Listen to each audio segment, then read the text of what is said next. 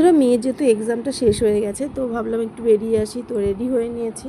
তো আমি দাদাভাই আর মেয়ে যাচ্ছি আর কি, এদিকে মেয়েও কিন্তু রেডি হয়ে যাচ্ছে। তো কোথায় যাচ্ছি তোমাদের সাথে অবশ্যই সেটা শেয়ার করব। তো যেহেতু এখন চৈত্র মাস, বুঝতেই পারছো, সেলের মার্কেট, তো যাচ্ছি একটু মার্কেটের জন্যই।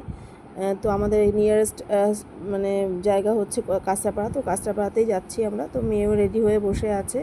তো ফাইনালি কিন্তু টোটোটা চলেই এলো। তো টোটোতে দেখো দাদাভাইও বসে রয়েছে আর মেয়েও বসে রয়েছে। এবার দেখো আমিও যাচ্ছি আর কি, টোটোতে উঠে নিয়েছি।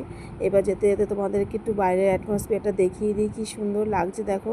মানে একদম সন্ধ্যার সময় তো জাস্ট বাইরের একটু অ্যাটমসফিয়ারটা দেখিয়ে নিলাম। চারদিকে মেঘও করেছে। তো ফাইনালি কিন্তু কাঁচরাপাড়ায় পৌঁছেও গেলাম।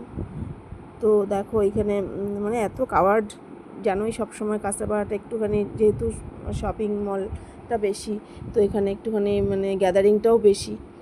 তো যাই হোক, দাদাভাইও মানে হেঁটে যাচ্ছে আর কি। মানে দেখি ডেস্টিনেশন কোথায় যাওয়া যায়, কোন মানে শপিং মলে ঢুকবো সেটা আর কি করছি। ফাইনালি তো চলে এলাম একটা শপিং মলে শপিং করার জন্য। তো দেখো মেয়ের জন্য নিয়ে নিলাম একটুখানি জিন্স।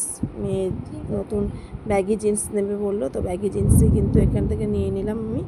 তারপরে একটু ওয়েট করছি, এবার আমার জন্য কিছু কালেকশন দেখছি কুর্তি। তো আমিও নিয়েছিলাম দুটো কুর্তি নিয়ে নিলাম, মেয়ের জন্য একটা জিন্স নিয়ে নিলাম।